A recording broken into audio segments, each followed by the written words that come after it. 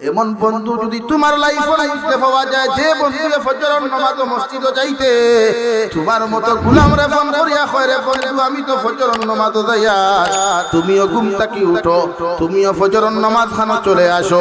এমন বন্ধু যদি তোমার লাইফের মধ্যে পাওয়া যায়, কিয়ামতের দিন ওটা যদি জান্নাত যায়, আমি জাবির হুসাইনে কসম খাইয়া তোমারে কইয়া যাই, আর ওই বন্ধুয়ে তোমারে যত সময় পর্যন্ত জান্নাত গেছে নিছে না, অত সময় সেও জান্নাত যাইতো না।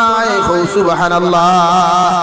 আর এমন বন্ধু বানাইও না রে যুবক, যে বন্ধু তোমারে ফ্রি ফায়ার গেমের মধ্যে উন্মুক্ত করে, যে যুবকে তোমারে ফিল্ম দেখার মধ্যে উন্মুক্ত করে, ব্রাজিলের গেম দেখার মধ্যে উন্মুক্ত করে, ওই যুবকটা যদি কিয়ামতের ময়দানে জাহান্নামে চলে যায়, তোমার মতো যুবক আর যুবতী যত নামাজি হও, যত দিনদার হও, যত মুত্তাকি হও না কেন, আল্লাহ তার লগে তোমার হাসর ভরাইয়া তার লগে তোমারে জাহান্নামও দিব।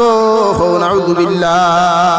আল্লাহ কি তুমি এমন বন্ধু বানাও যেমন হযরত আবু বকরের বন্ধু বানিয়েছেন বিশ্ব নবীরে, যে বিশ্ব নবীয়ে বাল্যকাল থেকে আবু বকরের মতো বন্ধু বানানির কারণে যেদিন মক্কাতুল মুকাররমাত আল্লাহ অর্ডার করলা, নবী 13 বছর পর্যন্ত মক্কাতুল মুকাররমাত মেহনত করলাই, দুনিয়ার জমিনে তোমারে বেঈমান হলে শান্তি দিতে পারেন না।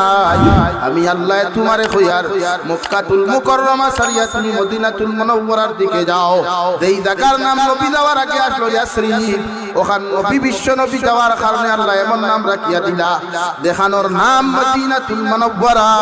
সুবহানাল্লাহ। ও মদিনাতুল মুনাওয়ারা মসজিদে নববী যদি কোন মুসলমান এক রাকাত নামাজ আদায় করে, আল্লাহ তারে